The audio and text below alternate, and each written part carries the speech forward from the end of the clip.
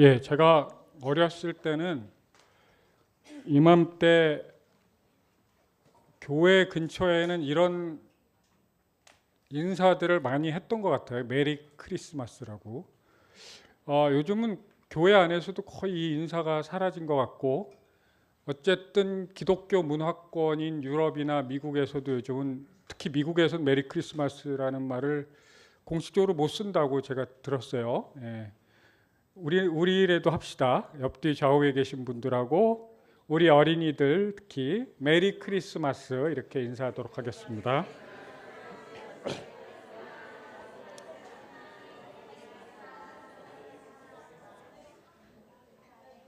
자, 우리 가은이나 지호나 서화가 한번 대답해 볼래요? 지금이 교회 절기로 무슨 절이지요? 무슨 절이지요? 주보에 나와 있어요. 대림절 딩동댕. 예, 맞았어요. 대림절이라고 하기도 하고 대강절이라고 하기도 하는 교회 절기입니다. 성탄절로 가는 길목에 있는 시간이죠. 대강절, 기다릴 대, 내려올 강이라는 한자로 씁니다. 이걸 성경에서는 이 의미를 이런 문장들로 이야기하죠. 하나님이 사람의 몸으로 오신다. 우리 어린이들만 따라해 볼까? 하나님이 사람의 몸으로 오신다. 또 이것도 따라해 보세요. 어둠에 빛이 비친다. 임마누엘, 하나님이 우리와 함께 계신다. 이런 뜻이에요. 대강절에 담겨 있는 뜻은 이걸 어려운 말로 신의 현현이라고 말하기도 합니다. 한마디로 보이지 않던 인간의 시력으로 볼 수 없었던 하나님이 인간의 눈으로 보이도록 나타나셨다라는 뜻입니다. 그런데 오늘 요한복음에 보면 하나님이 세상 속에 이미 와 계신데 세상은 그것을 알아차리지도 못하고, 그리고 하나님이 친히 이 땅에 와 계신데 그걸 환영하고 받아들이지도 않고 배척하거나 최소한 무시합니다. 왜 그랬을까요? 사람들의 예상과 기대와는 너무 다른 모습으로 등장하셨기 때문입니다. 당시 질서, 적어도 이 지구 한 절반 정도를 차지하는 그 서구 문명권, 그리고 그쪽 팔레스타인 쪽까지 포함한 문명권에서는 로마가 그 땅에 가장 강력한 영향력을 끼치고 있었죠. 그래서 로마 황제를 신의 현현이라고 표현했습니다. 그러니까 적어도 왕 정도는 돼야 되거든요. 근데 이 정말 이상한 신, 종교학을 뒤져봐도 유례 없는 이 이상한 야훼 하나님이라는 분은 그 신을 아기 예수에 담아서 그의 모습을 내려옵니다. 로마 황실도 아니고 최소한 예루살렘, 그래도 뼈대 있는 가문인 율법학자나 랍비의 집안도 아니고, 아마도 틀림없이 요셉과 마리아는 아마 문맹자였을 가능성이 90% 이상, 거의 100%에 가까웠을 거예요. 그 변방의 끝자락 베들레헴에, 그것도 마국간에서 신이 등장했다는 거죠. 한마디로 누추한 곳에서 그 신이 인간의 몸을 입고 났다는 거예요. 그것은요, 안전하지도 않은 곳이고 샬롬을 누릴 수도 없었고 온갖 위협이 난무하는 싸움터 같은 곳입니다.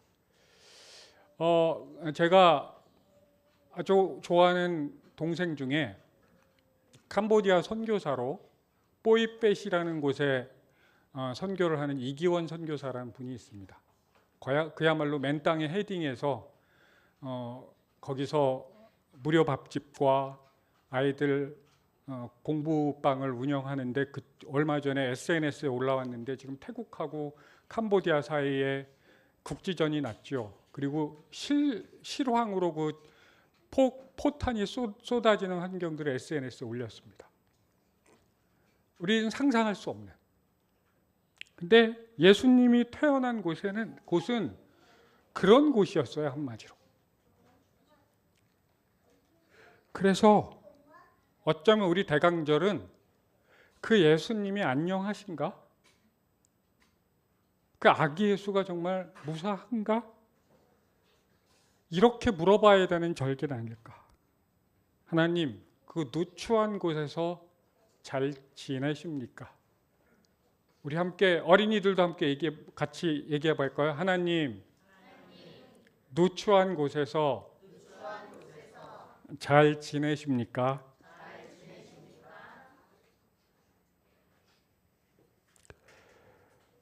구약학자 김흥현 목사는 그래서 대강절을 안부 묻기의 절기라고 이야기합니다. 매우 동의가 되지요.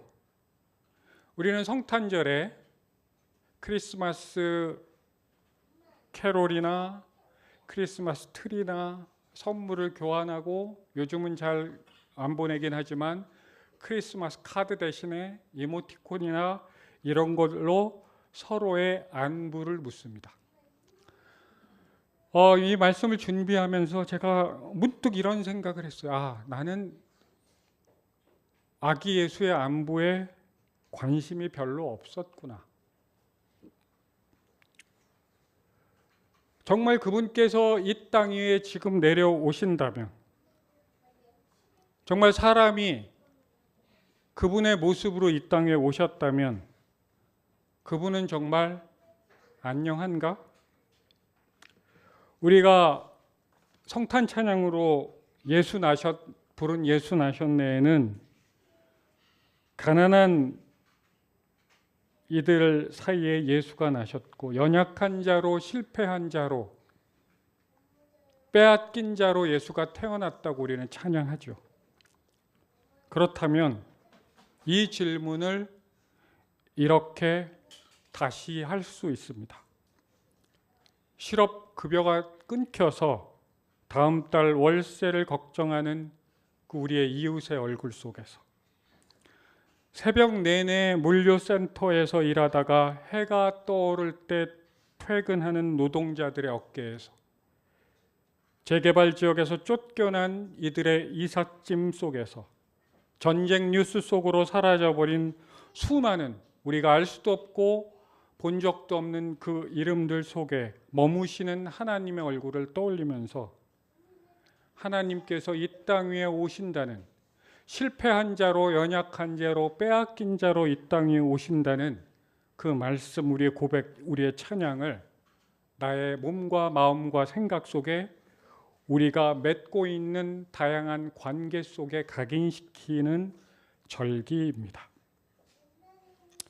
결국 하나님의 안부를 묻고 메리 크리스마스라고 인사하는 우리의 이 인사 속에서는 우리의 낮은 곳, 우리가 누추한 곳으로 내려가는 그런 이야기라고 할 수 있습니다. 그리고 그것보다 더 중요한 사실이 있습니다. 하나님께서 그곳에 먼저 와 계신다는 사실이죠. 대림절은 하나님이 내려오심, 그걸 우리가 알아차리고 누추한 곳에서 어떻게 지내세요라고 묻는 그 물음을 통해서 이 대림절의 의미는 더욱 깊어지고 진해집니다. 우리는 내려오신 하나님을 알아차리지도 못하고 그 하나님 잘 지내겠죠. 우리가 하나님 걱정할 때예요. 내 코가 석자인데 사실 우리는 이렇게 생각하기가 너무 쉽잖아요. 그래서 하나님을 환대하고 있는지 조차 인식도 못하는 우리들은 그 하나님의 시선, 하나님의 시각을 배우고 익히고 간직해 가야 합니다. 그걸 관상기도라고 말하죠. 그 관상기도로 가는 우리가 함께 익히고 있는 그 방법 중에 하나가 향심기도고요. 우리 다 같이 한번 우리 어린이들도 얘기해 볼까요? 이 세계에서 우리는 아기 예수와 무엇을 함께 볼 수 있을까요?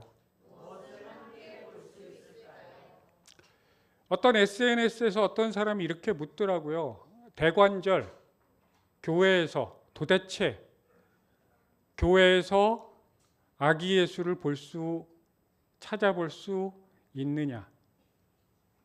대관절 교회에게 크리스마스는 무슨 의미냐? 제가 그걸 보면서 엉뚱한 생각이 떠올랐습니다.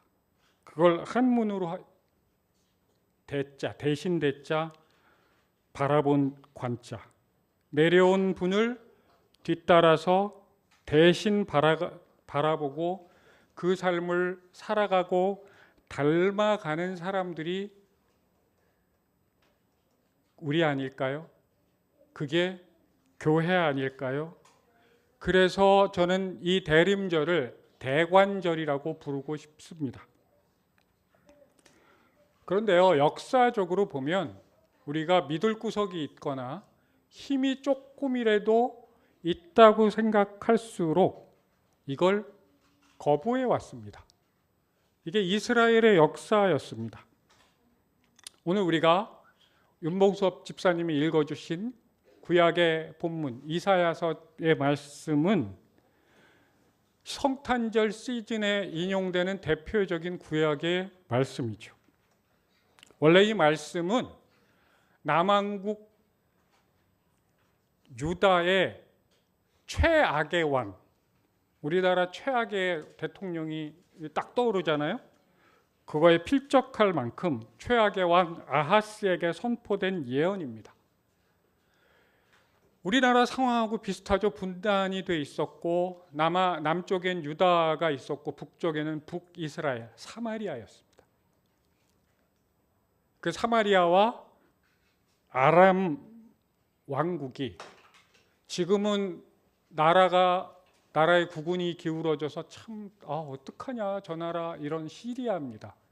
그 당시엔 굉장한 강대국이었습니다. 이 아람이 북왕국 이스라엘과 연합을 하고 남왕국 유다를 군사적으로 압박합니다. 반 아수르 동맹으로 들어오라고. 이사야서 7장 2절에 보면 이렇게 표현됩니다. 아하스와 그 백성의 마음이 숲의 나무가 바람 앞에서 흔들리듯 흔들렸다. 완전 공포, 멘붕 상태입니다. 그때 하나님께서 이사야를 보내서 아하스에게 이렇게 얘기합니다. 이런 말이에요. 지금 눈앞에 군대가 쳐들어와도 너와 너희 나라의 안전은 내가 보장해 준다. 나한테 달려있다. 내가 정말 그런 존재라는 걸 보여줄 테니까 원하면 사인 하나 보여줄까? 내가 대신 해줄게. 근데 아하스가 이렇게 대답합니다. 나는 여호와를 시험하지 않겠습니다. 멋있죠? 믿음의 고백 같죠? 권이 어떻게 알았어? 이야, 놀라운데? 믿음의 고백 같은데 우리 권이처럼 영혼이 맑은 사람은 그게 아니라고 얘기합니다.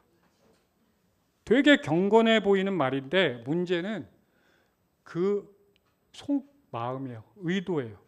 그는 이미 정치적으로 아수르에게 도움을 요청하기로 마음을 굳힌 상태였습니다. 하나님께 징조를 구한다. 인생의 안전을 하나님께 맡기겠다는 마음이 없어요. 그 하나님을 믿을 수가 없어요. 아하스는 이미 큰 형님 아수르에게 줄을 서기로 했거든요. 아하스가 나는 그런 사인 필요 없습니다. 나는 하나님을 그렇게 시험하지 않겠습니다라는 거짓말을, 빈말이라 그러죠. 그 빈말을 팍 할 때,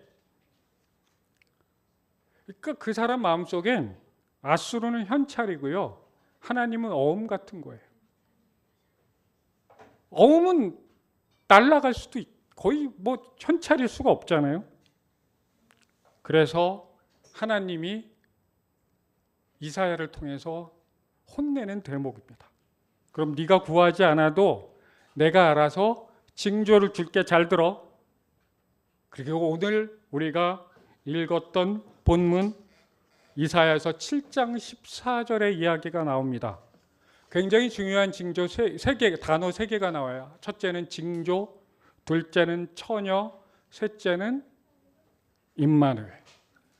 제가 젊었을 때 이 구절을 읽고 나서 처녀가 어떻게 된다고요? 아이를 안 되잖아요. 이거는 저주 아니야? 그 당시 사람들이 처녀가 아이를 낳는다는 건 돌 맞는 건데 라고 생각을 했었는데, 이 히브리어 원어를 보면 히브리어 원어엔 알마라는 말입니다. 이건 혼인 가능한 연령대의 젊은 여자라는 뜻입니다. 만약에 처녀를 강조하고 싶었다면 볼룰라라는 히브리어가 있습니다. 그쪽을 더 많이 사용해요. 그러니까 이제 우리한테 이게 처녀로 받아들였던 건 뭐냐면 70인역이라고 헬라어, 구약을 헬라어로 번역한 거기에 처녀라고 번역을 해서 우리한테 이제 그렇게 받아들여지는 거죠. 그리고 뭐 전통적으로 기독교 해석에서는 이걸 예수 그리스도의 동정녀 탄생을 보여주는 예언으로 이해되어 왔죠. 어쨌든 이 메시지는 첫 번째는 젊은 여인이 곧 아이를 가질 거고, 근데 너무 평범한 얘기잖아요.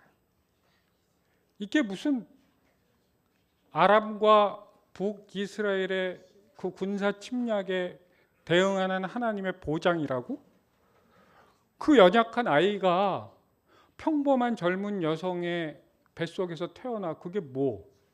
두 번째, 그 이름을 임마누엘이라고 부를 거야. 그 아이와 내가 함께 있고 그건 내가 너희들과 함께 있다는 징조야. 그리고 세 번째, 그 아이가 옳고 그름을 옳고 그른 걸 분별하기 전, 그러니까 통상 몇 년 이내에 너를 위협하던 두 나라가 무너질 것이다. 이게 다입니다. 여러분, 이 어음을 받아들이시겠어요?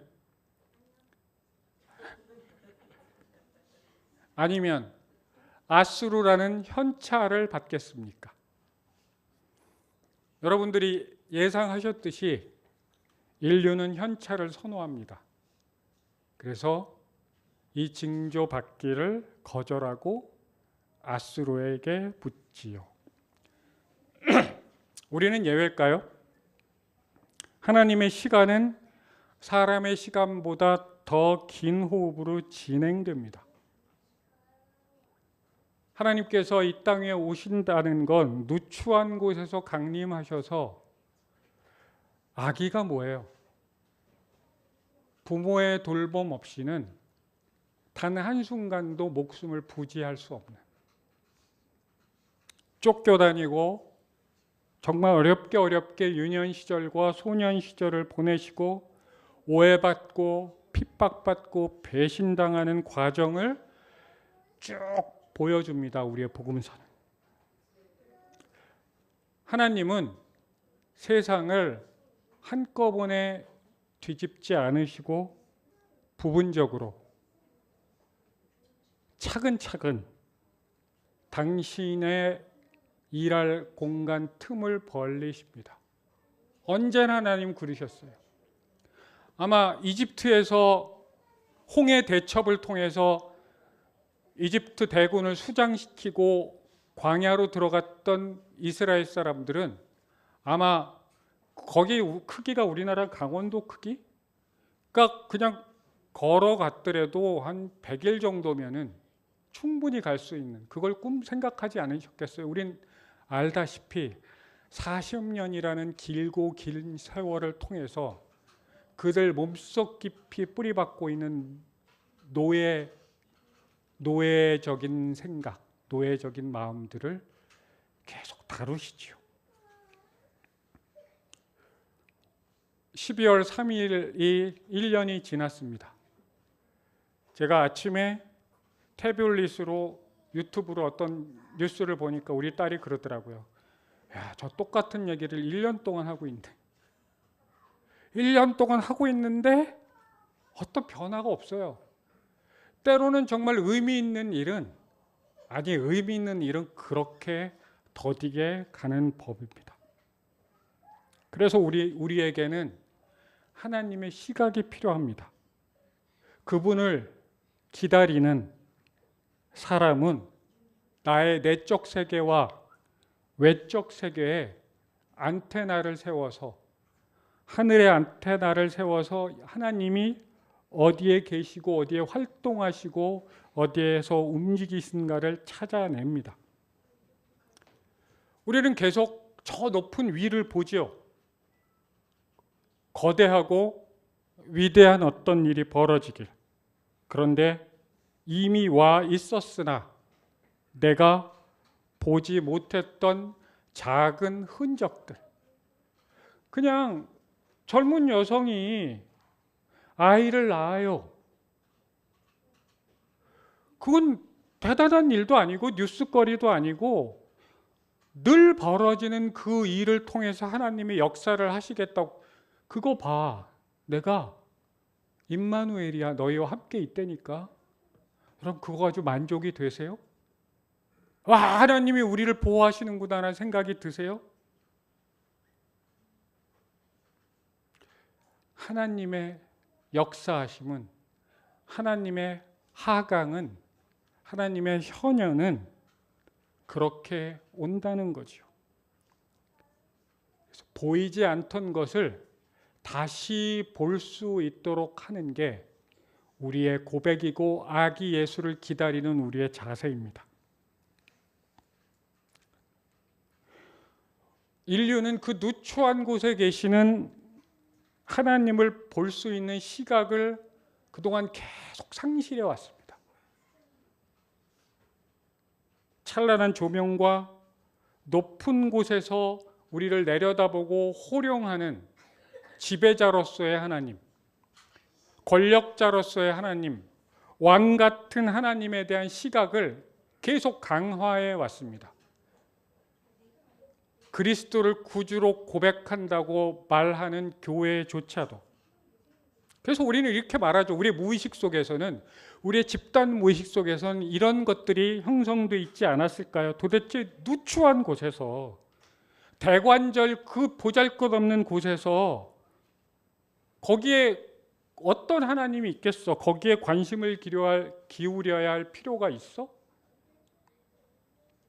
저는 여기서 영화 얘기 하나를 살짝 껴넣고 싶습니다. 올해 정말 좋은 영화들이 많았거든요. 그중에 단 한 편으로 꼽으라면 저는 이 작품을, 그리고 우리 소일 가족들과 함께 보고 얘기하고 싶은 작품이 하나 있습니다. 그건 세계의 주인이라는 작품입니다. 우리나라 한국 감독이 만든, 젊은 여성이 만든 영화입니다. 스포일러를 주의해야 되니까 여러분들 모두 보실 거니까 대략적인 분위기만 전하겠습니다. 한 소녀가 있습니다. 밝고 주도적이고 아주 매력적인 친구입니다. 그런 고등학교에 폭탄 같은 사건이 드러납니다. 정말 슬프고요. 너무 무섭고 분노할 만한 일입니다. 보통 이런 분위기의 영화들은 이제 고발을 하죠. 우리가 사는 세상이 얼마나 부조리하고 얼마나 어둡고 아이들조차도 얼마나 사악한지. 예, 물론 우리의 현실들을 드러내야 될 때가 있습니다. 고발해야 될 때가 있지요. 물론 거기에서 화도 나고 부끄럽고 절망스럽습니다. 엄연한 우리가 살고 있는 이 현실이니까요. 그런데 감독의 시선은 이것을 넘어섭니다. 저는 이게 대관절인 것 같아요. 대관절. 대신 바라보는. 이 땅에 발을 딛고 있지만 희망을 말하고 따뜻함을 찾아냅니다. 그리고 이곳을 우리가 바꿀 수 있다고, 변화시킬 수 있다고. 보통 그 정도가 되면 이토 히로부미를 저격한 안중근 의사 정도의 영웅적인 서사 정도는 돼야, 그런 엄청난 희생쯤은 돼야 세상을 바꿀 수 있다고 우린 생각하기가 쉬운데, 이 작품에서는 그냥 당신이 서 있는 자리에서 한 발만 더 디뎌봐. 한 뼘의 지혜만 있으면 돼.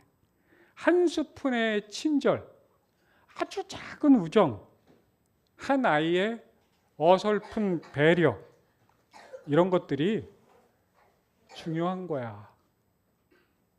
이런 것들이 이 차가운 세상을 따뜻하게 바꿀 수 있어. 저도 그런 종류의 영화를 보고 나면 되게 힘들고요. 너무 절망스럽고 너무 차가워지고, 그런데 그 영화를 보고 나오면서 나도 저 정도는 할 수 있겠다. 나도 세상의 온도를 조금 올리는데 한 숟가락 정도 놓을 수 있겠는데, 나 같은 사람도. 그리고 이렇게 말하는 것 같습니다. 알고 보면 다 불쌍한 사람들이다. 따라해 볼까요? 알고 보면 다 불쌍한 사람들이다. 이렇게 묻고 있는 것 같습니다. 이 누추한 곳에서 고생들 하지 다 잘 살고 있어? 우리 모두가 세계의 주인이야. 여자 주인공 이름이 주인이거든요. 주인이야. 저는 이게 대림절의 관점이어야 한다고 생각합니다. 대관절의 관점에서 우리 대림절은 질문과 대답의 절기이기도 합니다. 아기 예수가 머문 곳, 그 세계의 안부를 수소문하는 겁니다. 뉴스 통계, 거리의 풍경, 내 주변 사람들의 표정과 말투, 내가 소비하는 물건과 서비스의 이면, 이 모든 것을 향해서 조금 더 섬세하게 묻고 그것들이 물어오는 것들에 대해 하나님의 관점은 무엇인지 대답해 보는 절기입니다. 왜 어떤 이들에게는 기회가 넘쳐나고 다른 이들에게 기회라는 말 자체가 허락되지 않는지, 왜 누군가의 편리와 안전은 언제나 다른 누군가의 위협과 과로 위에 세워지는지, 왜 우리라는 말은 이렇게 담벼락처럼 장벽이 되고 그들은 이렇게 쉽게 차갑게 배제되는지 되묻는 것입니다. 이 질문은 우리가 살고 있는 정치, 경제, 문화가 물어야 되는 영역이기도 하지만 동시에 성탄의 질문이기도 합니다. 우리 뇌는 이렇대요. 패턴을 만들고 새로운 걸 발견하기보다는 효율성을 우선시하는 경향이 있대. 그리고 무엇이든지 어떤 걸 전에 본 적이 있다고 가정하는 기본 설정을 만드는 게 어른들의 경험이래요. 그래서 우리가 영어를 못하는 거예요. 영어를 잘하시는 아주 특이한 분들도 계시지만 굉장한 뼈를 깎는 노력을 한 거고, 저 같은 아주 평범한 인간들은 그 패턴 때문에 못해요. 제가 좋아하는 작가이자 학자인 앵거스 프레처는 성인은 아기와 정반대로 느린 탐구를 빠른 판단으로 대체한다고 말합니다. 아이들은 느리죠. 왜 그러냐면 탐구하기 때문에. 왜 다 처음 보는 거니까. 근데 우리는 이걸 보면서 아유 올해도 성탄목이네. 아 우리 교회 성탄목은 참 특이해. 이렇게 쉽게 정리하고 넘어가죠.